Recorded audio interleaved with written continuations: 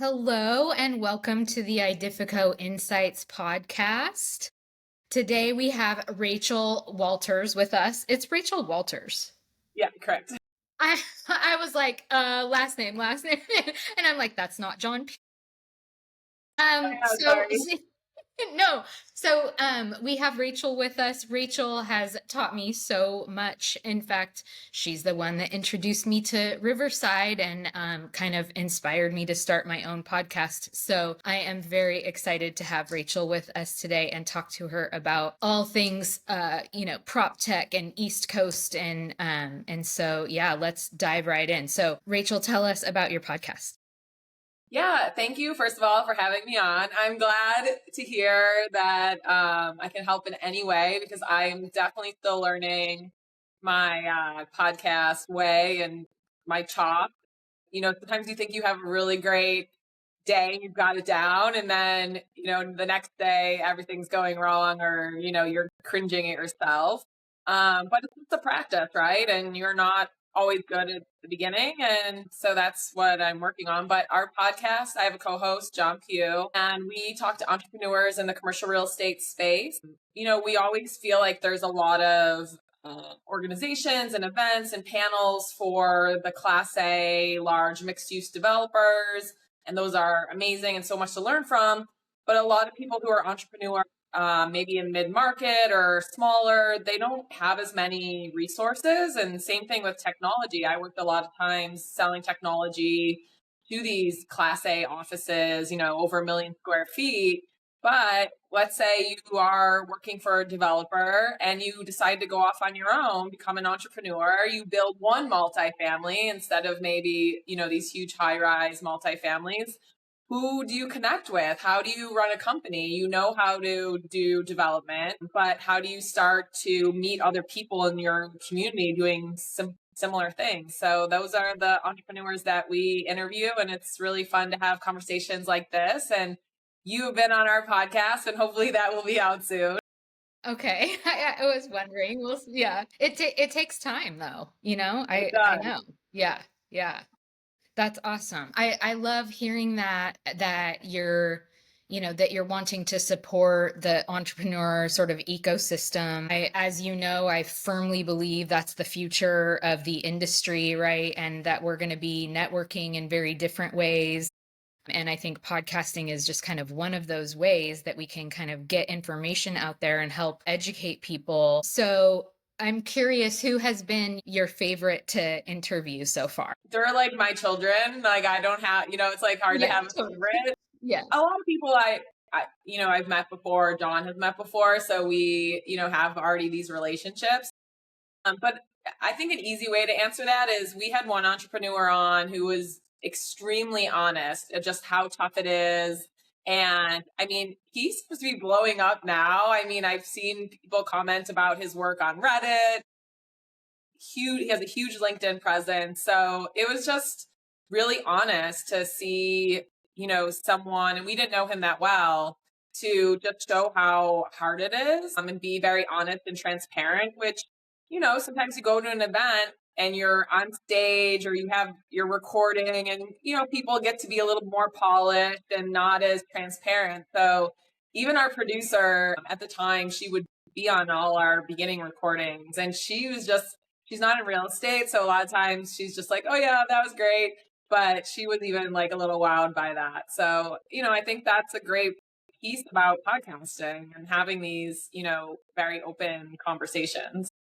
And I'm on NAOP programs, and whenever we have a panel that we're talking with and, we're meeting beforehand to talk about it, I think that's one of the things that without like actively saying this is something that we need to encourage, the group just tends towards that authenticity where, it's like some of the panelists are like, oh, are there certain things I shouldn't say? And I think we're just getting to a point that people just want to hear the truth, at the end of the day, they Yeah. want to hear the truth. And if that doesn't And I also think like that should be the message. You know, it doesn't have to be this perfect like put together thing. It's like people just want to hear, you know, your actual perspective, not the one that aligns perfectly with the narrative that CRE wants you to tout. You know, there just isn't. And the other thing is there really isn't a narrative right now. I don't know. I'm curious your perspective on that on the other side of the country, but I feel like, you know, you can talk about, you know, data centers versus retail or, you know, whatever. I mean, there's so many different variables in it that, you know, every single one of them is going to be acting differently right now. There's no like one single narrative that everybody's like on board with, right? Even the economy. So, Yeah, yeah. no, everything is so nuanced right now.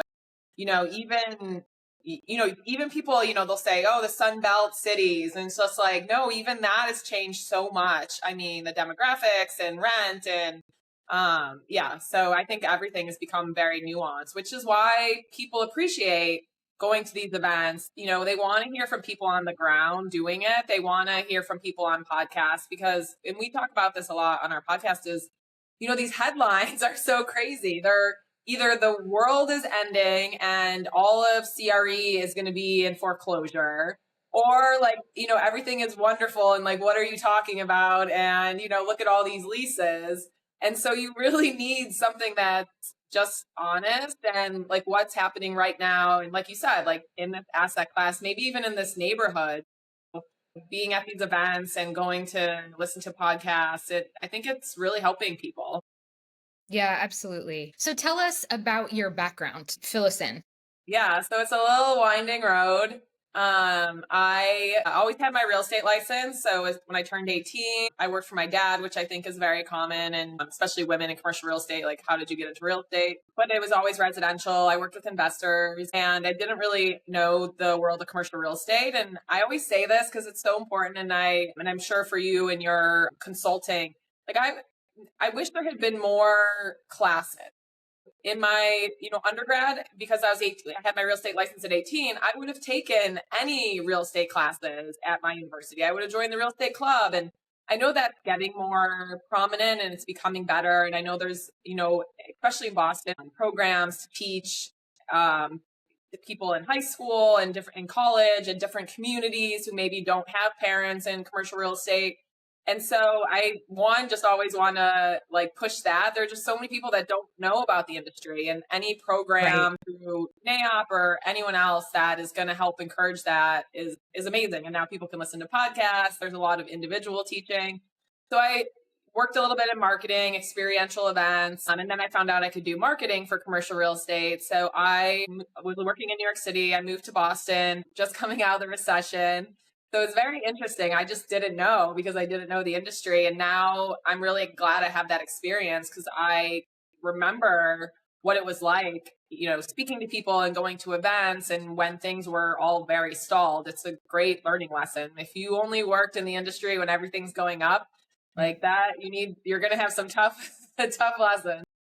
Yeah. I worked for a firm, actually it would be called a startup if it was in technology. I was the first full-time employee. I got to work on amazing mixed use projects that had stalled. And so this firm was created and built around building up these amazing projects in Boston. I then worked in mixed use development in Miami, back to Boston. And, I was always trying to figure out like my niche in commercial real estate. And I think that is a story a lot of people have because, traditionally it was like, all right, you're either on the finance side, you're on the construction side, you're on the property management side. It's kind of these silos. Yeah. And I was able to try a lot of different things. To me, marketing sometimes filled in for a lot of random roles and was able to see different parts and just attend a lot of meetings that other positions couldn't. And I would always add to my role. Like, my boss would come in and be like, all right, what's Twitter? Why are we on Twitter? What's this? And, and so like in 2011, our development was building community by being on Twitter. It was like things I was really proud of. And, I Yeah. started working, like adding new business development. So I was just always adding to my role, which I'm glad they put up with me. I went to my first real estate tech conference and I was just amazed. And I thought, yes, this is just so, like marketing I love because not everyone really appreciates marketing, but a good marketer is going to do a lot for your projects. That's But right. also, I loved marketing because nobody could tell me this is the way we've always done it, right? Like social media is new, even all new website updates, SEO, like there was always new things that I had to learn and bring, and I loved that. And so technology, I thought this is great. I can really contribute to the company and to our developments because everyone is slammed and they don't have time to vet out technologies, meet with them. And I worked on projects that take 10 to 20 years to build out. So if someone's talking to us about leasing and we're still in pre-development or construction, like that's, there's no purpose in having that conversation. So I would have those conversations, vet out the technology. And then while I was doing that, I met a company called Starry Internet. Before COVID, internet and multifamily was very difficult. There was a lot of monopolies. You had to explain to people the importance of good Wi-Fi at home. And I was working on a multifamily project at the time, and their sales team were asking me all these questions about the industry. They didn't know the word multifamily. They didn't understand there's third-party property managers. And I mean, I created their national account strategy the second I talked to them. I wasn't even, trying Wow. to work for them. I just said, Sure. why are you not talking to this person and doing this? They ended up being part of this project, and then the tenants and residents will have multiple choices. They didn't have to use Starry Internet, so it was just a great win. And then the more time I spent with the sales team, I was giving introductions and helping them, and they recruited me. And since then, I've been working in Proptech. It's been a really great experience. Or working early with some of the event organizers, some of the thought leaders. And then I've worked for a couple different startups, and then I've started consulting, helping startups or founders, with anything, because startups need everything and they also don't even know what they need, but helping them with marketing, business development, and those types of things. Mm-hmm. Yeah, that's such a fun background, and I think something like, there's just such a presence of prop tech on the East Coast. Yeah. We don't have it yet. Like I've just talked to Cornet about how about we have like a prop tech subcommittee, so that we can start having these conversations. But yeah, so it's been really interesting trying to even just talk about that, which is crazy to me because we live in Microsoft country. Yeah. Yeah. But I think that might be partially why, because like big tech, when we think about it, like that's what exists here, not as much of a like startup ecosystem. So yeah, it sounds like, it's been an amazing journey for you and that like fun things are ahead too. So I'm super excited for you. I know like before we fully close like the podcast piece, I've talked to a couple of people in the industry who have said to me like I've thought about it, but isn't that already like, don't we already have enough podcasts or whatever? So like how would you encourage people related to that to start their own? So first of all, I said the same thing. So this podcast was John's idea, and I said no. And I Really? said, Okay. yeah, I said no, and I said, but I'll be a guest. And he was like, no, I need a co-host. And I'm really thankful that he pushed me. And so I don't know what I think I just was like, all right, here I am saying like, try new things, be innovative to commercial real estate companies. And I'm sitting here saying no. Hmm. I will agree. There are a million podcasts, right? And does everybody need their own podcast? Probably not. But I think everyone does have an interesting story, and you don't know what, like is unique that maybe isn't being covered, or that you're going to be really great at it. Or I think the most important thing is to think, what is our audience, and like what do I want to get out of it? So, Yeah. I think what also stopped me was I was following these podcasters that were becoming huge. And I just knew, well, no one's going to listen. Not most of the world is not going to listen to prop tech, right? Or listen to commercial real estate entrepreneurs, which is just a mouthful. If anyone thinks of another word, we're always trying to think of another word for commercial real estate entrepreneur. Yeah. Okay. So we're I'll always let you like, know if I think of one. This is something I think about a lot. yeah, it definitely is needed and would be helpful. But once I got away from that thinking and I just started thinking of what do I want to get out of this and what do I want the audience to get out of, then it's become more meaningful. And so like our goal is never or it just seems impossible that we're going to have 1 million downloads, 1 million followers, we're going to be on the top podcast, right? That's not really our goal. And if that's someone's goal, that's great. Like power to Sure. you. But that I Sure. think was what was stopping me. But what we focus on is I wanted to tell people stories. I wanted to meet entrepreneurs. I wanted to basically give them free marketing.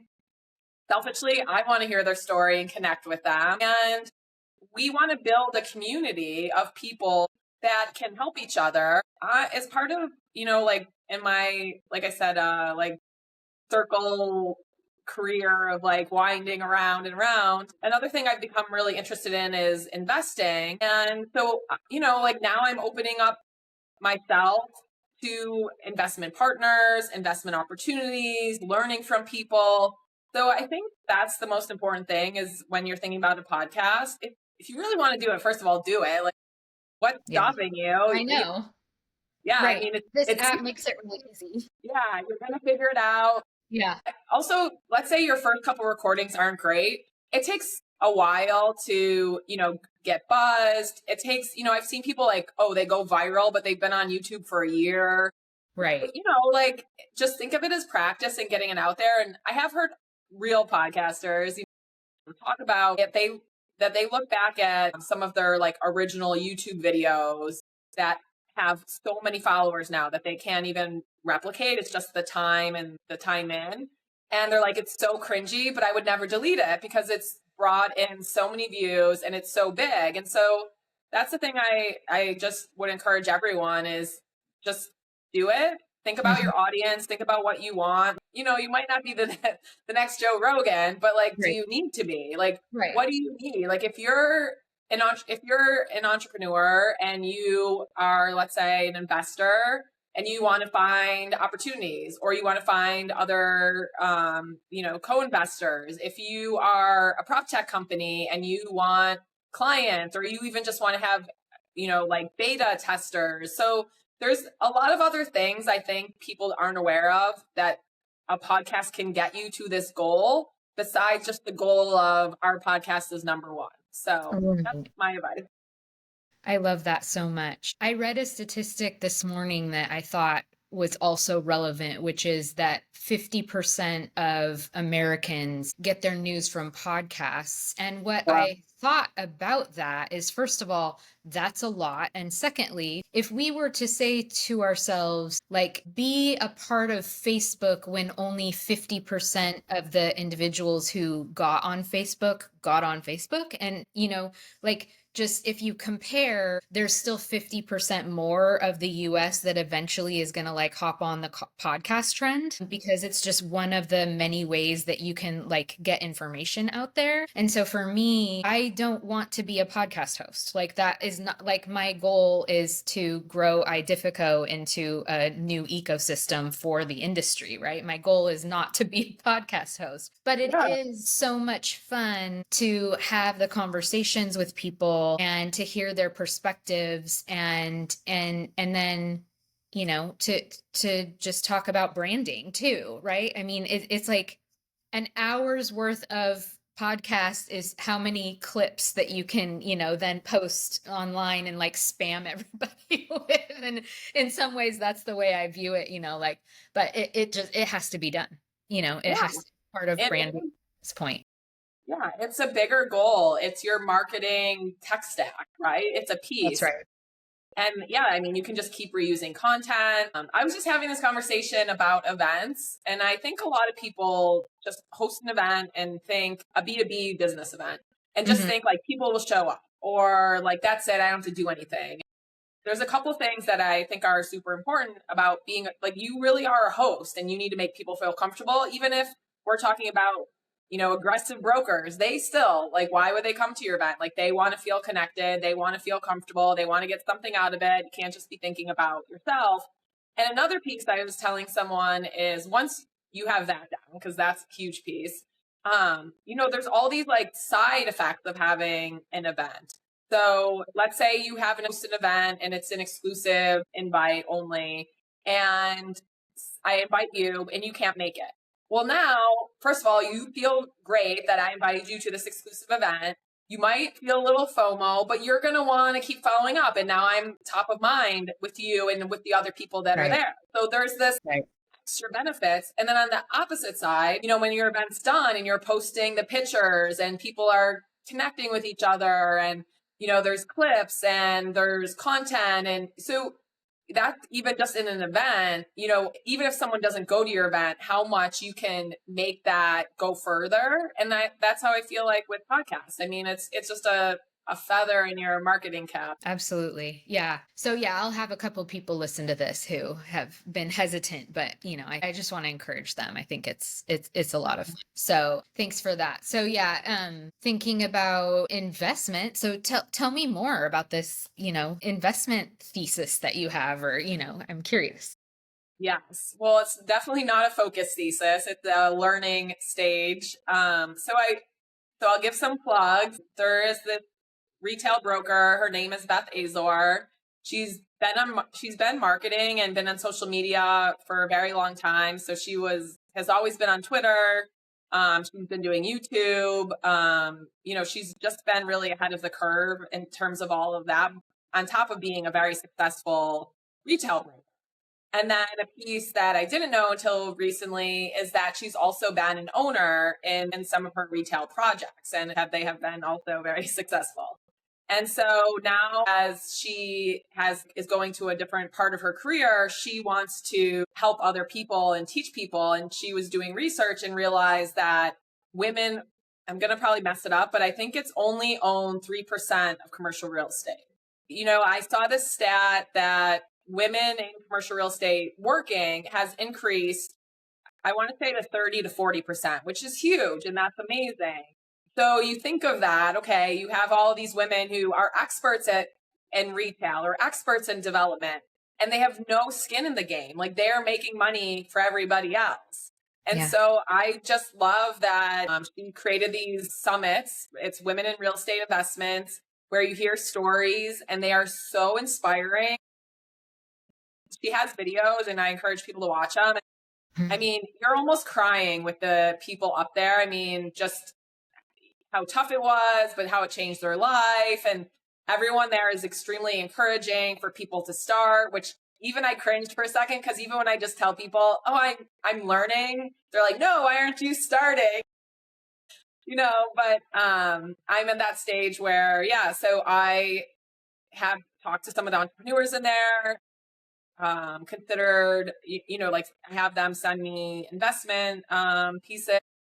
I don't have a focus yet, though. I mean, she's a retail broker, but at the summit, there are everything from light industrial, multifamily, single family residential, storage. I'm just really like, that's why I like talking to all these different entrepreneurs, is hearing what they're investing in, like what the niche is, who's raising money. I mean, that's a thing too. Like, it's not like you get invited to invest in everything or a lot of things. So, being in the room and being around people is a huge barrier. And that's, a piece that I'm working on.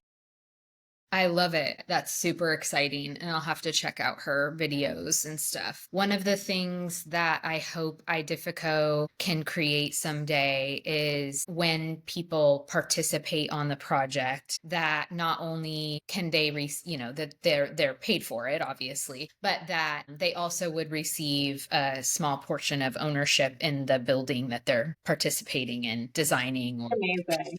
or whatever. And so definitely very closely following the crypto space and kind of how crypto is going to democratize real estate in different ways. And so I think that's one of the things that, we can can be built into the system is, would you like to pay this person via equity in addition to, just a weekly payment options? I think that's so great. And I always love hearing what your ideas are for the community. And, in technology, that's when you go to work for a startup, even a small startup, even a Proptech company, like you're offered equity. And, you don't always have the option in these firms to participate. There's a company, I think it's called, I wish I knew it off the top of my head because it's really amazing. I think it's called Small Change. Okay. It created by a woman in I don't know if her background is urban planning or development or finance, but it creates opportunities. Developers can put their projects on this platform and you can raise money. And it's really amazing because it's a lot of maybe developers in, neighborhoods that don't get as much attention, or maybe developers who do not have family money or aren't connected to always the right people. And so it's a really amazing platform. And there's a project in Boston Seaport, which is going to be a lab building from Related. So, I mean, we all know what a slam dunk that is going to be, and Related is extremely successful. And they actually, I think, has to be for the first time, but maybe they've done it other ways, but opened up through this platform, through this change platform, Hmm. where they allowed minority investors, which is just so great that, you don't have to be like my dad, my uncle, like to be able to give more people an opportunity to invest in these projects and invest in probably their own neighborhood is really amazing. Yeah, it is. That's awesome. Are you seeing, and so it sounds like you're still really seeing a focus on kind of helping raise everybody. There's a little bit of a theme in what you're talking about still, and it seems like it's a little bit out of trend at this point. But I love that you're still seeing it in action out there, and I am too. Like it definitely, I'm seeing Idifico being women owned is still, makes people want to advocate for us even more. So I'm glad to hear you're seeing it out there still.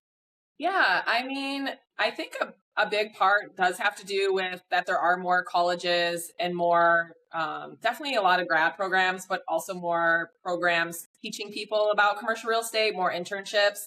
And, not to stereotype, and I don't know how it is on the West Coast, but on the East Coast, I mean, especially if you just look at New York, like look at New York City. I mean, the names on the building is the family name, right? And that's how it had always been. It was generational. It was extremely huge, high barriers to entry. Nobody knew any role in commercial real estate unless you knew someone. So, the industry can keep changing. Like let's not settle right where we are, but it is really great to see a lot more types of people involved in commercial real estate. There is also in Massachusetts, there is a lot more pressure to have, like have minority stakeholders, have neighborhood involvement, have a very diverse looking workforce. So I think all of that is really important and is moving the industry forward. And you have people with different backgrounds and different ideas. And yeah, so hopefully we just keep seeing more of that. Yeah. Yeah, I hope so too. That's awesome. So, tell me about, I know that you've been really good at kind of cultivating relationships within the industry. So, tell us about your experience doing that and why you think it's important. Sure. So talking about Boston generational. So I moved to Boston and I didn't have family there. I didn't go to college there. At the time, 1 in 4 people under the age of 20 were under the age of 25 in downtown Boston, or, Boston proper, because it's such a city of, you go to college there and you stay there. So by the time you're in your late 20s, 30s, you're extremely settled. It's a very small town feeling, and when you're an outsider, you feel it. And then you add in commercial real estate, and then you add like coming out of the recession. So really, I had to out of necessity. I just felt like I was behind already. I didn't have a connection to say, to go to an event or work on a big project and know that architect. So I didn't want to go to events and feel awkward. So I really just pushed myself to go to as many events as I could. Also, I will say I did work for a great company that I had a world class learning of Mm. watching the principals of the firm meet with every person, any person in the neighborhood, any person that is interested in commercial real estate, any person that's an investor, any person they will meet with. And then they also really encourage being involved in these industry organizations and going to events and paying for them. So it was really great learning. And I realized, like, first of all, it's just less awkward if you know people. It makes everything a lot more enjoyable. Yeah.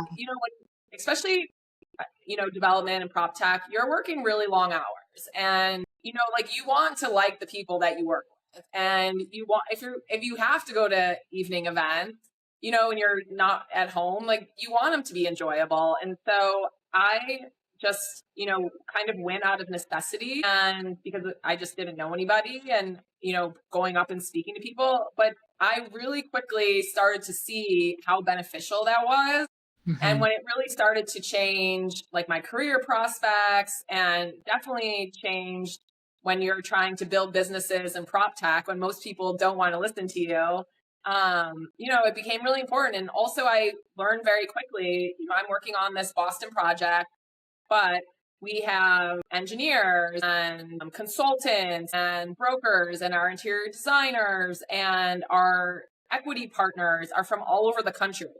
And Mm. then when you go to, like, then I worked in Florida, and you see the same people and the same names and same brokerages, and Yeah. it really becomes this crazy game of, like, I'm 2 degrees connected to you in business, Totally. right? And Yes. it's kind of fun, and it's a little crazy, but you realize, like, people don't leave the industry. They tend to move around. And so, like, I started because I had to. I was awkward. I was quiet. I didn't know anyone. Then I saw it really, start to work in my benefit. And then I've just met some amazing people. And yeah, so now I love networking, and I know you do. Yeah. And I love talking about networking and the power of it and how important it is. And I worked with this group in Boston, women in architecture, and I didn't realize that when you're an architecture student, like, you're in the studio all the time. And actually, that part I did know, because I had Yeah. a freshman year roommate in architecture, Okay. and they barely are involved in anything in the university. All their time is in the studio. So you go Hmm. through that. And then when I was working with architects, on the other side, in the development side, the amount of time they were there till 2 in the morning, they're there all overnight. They're sending us things that, I need to do an RFP, and I'm waiting, and they're, doing all night, sending things at 6, redoing things just so we can answer this RFP on time. Yeah. But I didn't realize is that once architects become a principal, then all of a sudden the firm will tell them, okay, now go out and bring in business. And Yep. they're like, we were sleeping in the studio all night. When did you think we're going to network and build our network? And Right. that's just, like, so mind boggling to me. And I see it, like, I see how true that is. And so, I think working with people, they're in their 30s, who have never been to a networking event, or who have gone because their project is spoken about, but that's it. Like, they didn't really have time to stay after and build a connection. They're not really working their LinkedIn, which is also so important. I love having the topic with anyone at any age, or, just, like, how important networking is, how to make it less awkward. Like, yeah, sometimes it sucks, and sometimes you talk to nobody, or you go up and say, like, wow, this coffee tastes burnt, or I like your necklace. Right. Yes. Lots of Yeah. compliments. Yeah, Lots like, of just compliments. anything. And so I Yeah. I do really like having the conversation with people and trying to give people how to make it work for them, because not everyone has the same personality. So you can't say, like, just get out there and do it. And yeah, these little tricks, and think how to think about it a little bit differently, and also just how important it is, and also how important LinkedIn is. Yeah, that's so true. And I think, like, people tend to believe that that there's a personality type that's good at networking. And Exactly. it actually isn't, like, it's not true. Networking is a skill that you develop. I mean, I am an introvert. Like I truly am. I love learning about people and I love listening and being a sounding board for people and just I feel like just basically giving a shit. You know what I mean? Like in general about humanity, which I feel like I don't know if New York is like this, but Seattle, the Seattle freeze is definitely a real thing. And I experienced it, being even just down the street from Seattle. But like learning how to get outside your comfort zone and have those conversations with people and learn about them and care about them, I think is it really is huge. And you're absolutely right that, like, I think especially in this industry, like, I love what you're saying about you go to an event in another city and it's like, oh yeah, I know those names, like, okay, this is familiar. At least you have like a context, for where someone is coming from based on their previous experience and things like that. So and as the world, I feel like as the world gets smaller and smaller via even things like this, it just becomes more and more important. Drill down on your LinkedIn. I mean, I love hearing it. Like, tell me more about why you think that's important. Yeah, I mean, so when you think of a development project, just the amount of people you're working with, and even if you're not working with them closely, but just you're on a call, you're in a meeting, you're, submitting something for a proposal or a requirement, and how do you remember that architect you worked with or that electrician you worked with? And so LinkedIn, first of all, is just amazing at that. Like, okay, I met you, I know you, let's connect. And then, years from now, you don't know if you're going to be working on the same things. And it's just a great way. Or like if you've worked in different cities, I had an internship in a different country and, like it's hard. Like I'm not going to be able to have time to keep in touch with those people, especially as you change, cities, as you change industries. But so that to me is like just one, like it's just like the lazy way of your Rolodex and to keep in touch, keep in touch with people is like you're reading what they're doing Yeah. without actually having to do any work. It's kind of like when people say now that high school reunions are a little pointless because Yeah. everyone follows what everyone else does on Facebook, but they actually don't hang out or see each other. But they're like, oh, yeah, I know what that person's been doing for the last 20 years. Right. Right. Exactly. Yeah. So I think that's the bare minimum is just staying connected to people that you've worked on in this project. And then, it can go further of people understanding your personality, understanding your work and your goals. I've met some really funny, quirky engineers who have told me, like, oh, no, invite me to all your events. Like, I'm a fun engineer, or an engineer who loved working with me in marketing because he's like, our underground pictures are so ugly and it's not fun. I'm like, no, it is really cool. People want to see that. And now I see him post more pictures and it's just a good way that you can feel connected to someone and not even know, which also then helps with networking.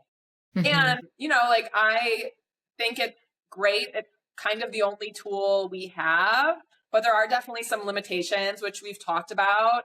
And so I know you're working on some things to keep people together and maybe people who aren't as social media savvy. Like I don't know if you want to talk about that, but I think it's really what's needed. And I know there are just some people who think like like that engineer just thought like I'm a geotechnical engineer and Sure. no one wants to see my drawings. It's like, or content. It's like, no, but that stuff is cool, or we don't get to see that side of the project. And so, LinkedIn doesn't always feel comfortable or feel like it fits all roles. So I don't know if Right. you wanted to Yeah, I add on. think that is definitely the vision for Idifico, is allowing for people to have a community where there is that through line for everyone in the industry, because that I mean that LinkedIn is general, right? So it that's it. I think Idifico will supply for that, where it's like, okay, LinkedIn is for everybody I know in business, and Idifico is for only those who are in our industry, right? So anything you post is going to be meaningful in some way and again, like to everyone across the US, right? Like it's um there's that through line of development where everybody kind of understands, like everybody owns a piece of it and then it all comes together and everybody sort of has an understanding, or you would hope they have an understanding that all of those pieces like are what creates the building, right? In the end. So yeah, that's the goal for us. But yeah, I totally agree. And you and I met on LinkedIn. I think Yeah, you sent that's me a a good point request to and I was say. like, that's so exciting. Like, like it was Yeah, so because you see, like like you said, I'm the East Coast version of you. You just see people who think maybe along the same lines, who are innovative, who want to see change. And like that is a nice thing about having a platform so you can find your people. But it yeah. would also just be so great if we don't have to feed the algorithms and that we just get to talk about like meaningful projects, like dive really deep into construction and development. It is like so niche, and having people from all over the country be able to see projects or get involved with different places, all in one place and stay connected would be amazing. Yeah. I'm so excited. I cannot wait for it to release. And, it's a baby. And what we're talking about is probably the teenage version of the thing. But, we'll get there. We'll get there. So, yeah, it's very exciting. Yeah, I love. What are you seeing in the prop tech? Like, what are you seeing that's exciting, that's kind of new in the prop tech world? Well, we have to say that everything says AI, right? Like I went to a tech conference last year, and I think every panel said something, something, and AI, something, something, construction AI, development AI, insurance tech AI. I mean, you can't move without talking about AI. And it's amazing. It's gonna add a lot. It's gonna, I think a lot of people who are in commercial real estate technology, the reason a lot are there, the people that came from commercial real estate are there, is because they see some inefficiencies of ways that just it's always been done this way. And so AI is, super fast of like super speed of helping those inefficiencies, helping really focus the roles of, can AI do this, or do we really need someone special and specialty on this? And so being able to, like even just these architects, my friends who are architects, they just know, I swear they know everything, but they want to work on really cool things, right? And so, if they could reduce some of that workload that AI can do, and then they can really focus on the specialty and the community development and the really making the project cool instead of just the like, I'm just spent overnight in the studio making sure just all the light switches are in the right place. Hmm. It really is going to add to the industry a lot. So everyone talks about AI. There's some really easy places to put AI. Looking at leases, anyone Yeah. who's looked at how long they are, how many pages they are, like just to use AI in leases, like that's very clear, very easy. That's being done. I think the rest, there's so many companies coming out and it's great. I think, a lot are going to have to become more sophisticated, start to work together, start to join so there's not so many disparate systems. Yeah. But I mean, I feel like I see more and more people talking about prop tech, being involved in prop tech. There are definitely more events, like national conferences, and so that's great to see.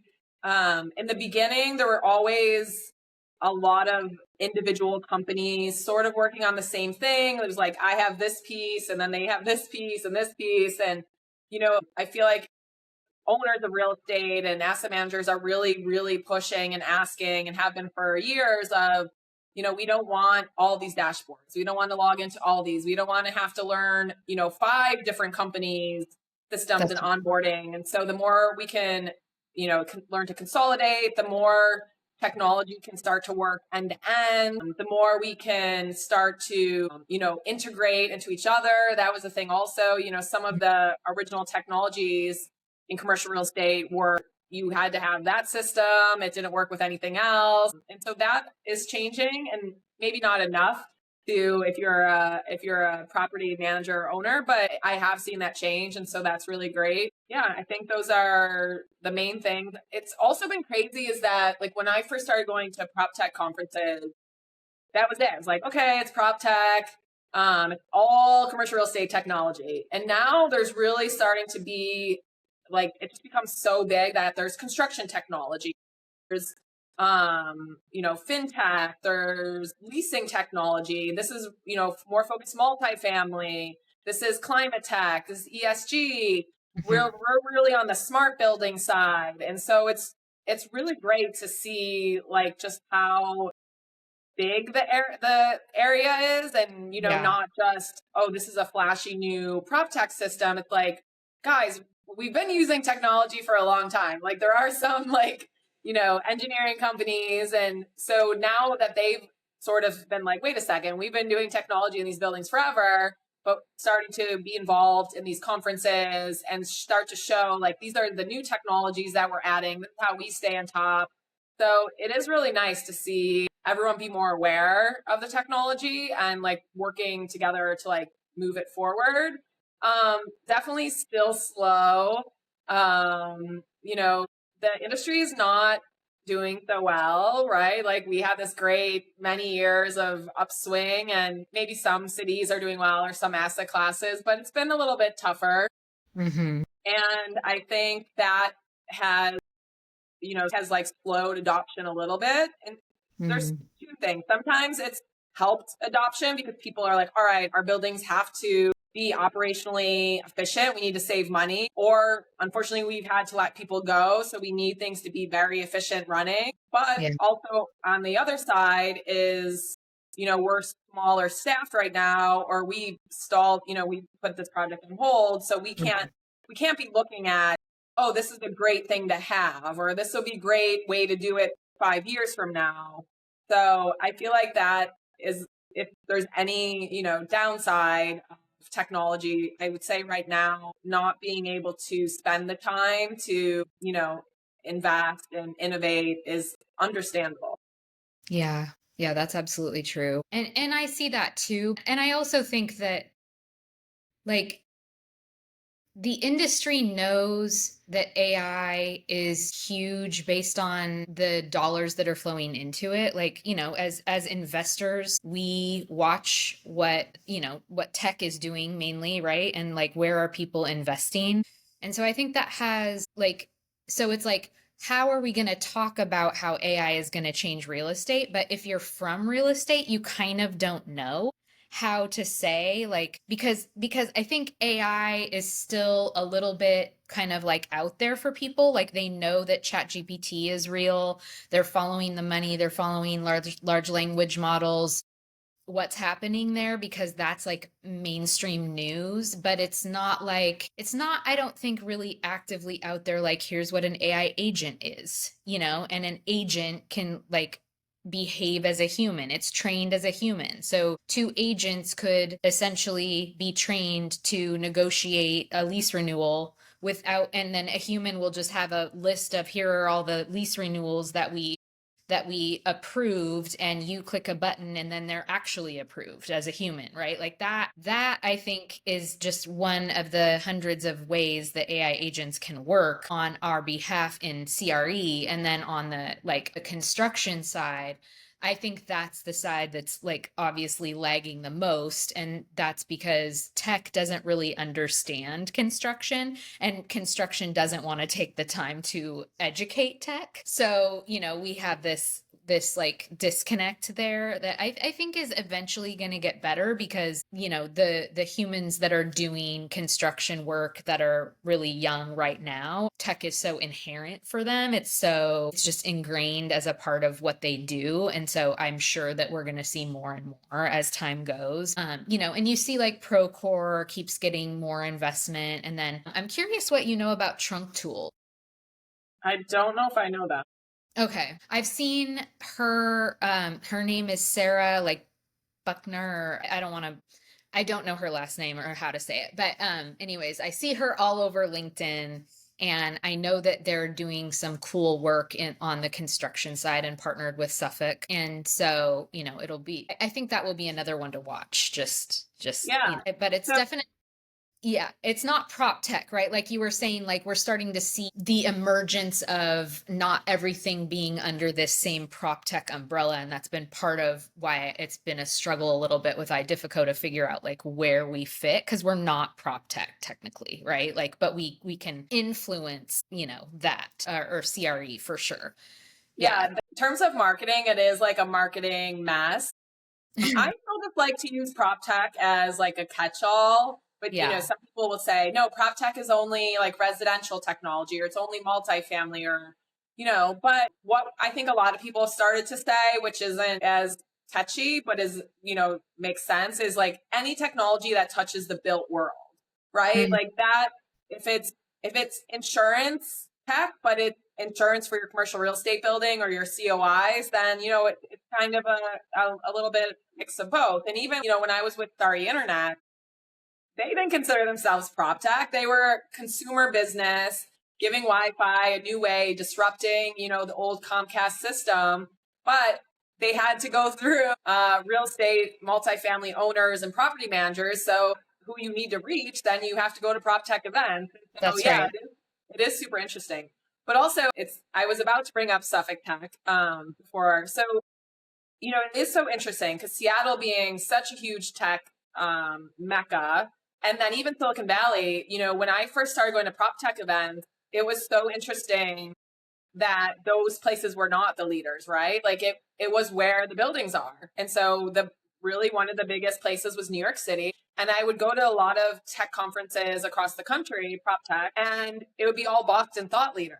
And so Mhm. that's why I had built this group called Boston Built Tech, again, trying to keep it super open, not just, like anything that touches the built world, that touches commercial real estate, that's technology or innovation.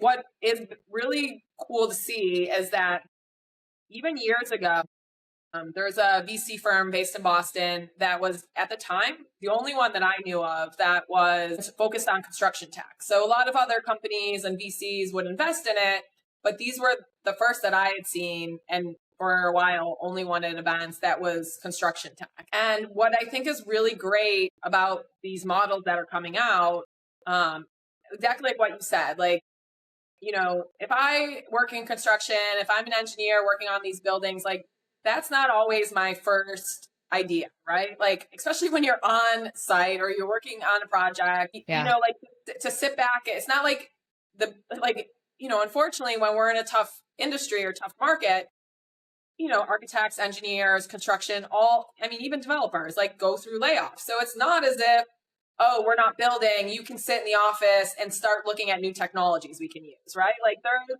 kind of this, like the timing. And then if you're a salesperson, it's already hard enough trying to get owners, asset managers, property managers to pay attention. Like trying to get somebody who is on site and not going to conferences or, like not sitting in the office to take your meeting is really tough.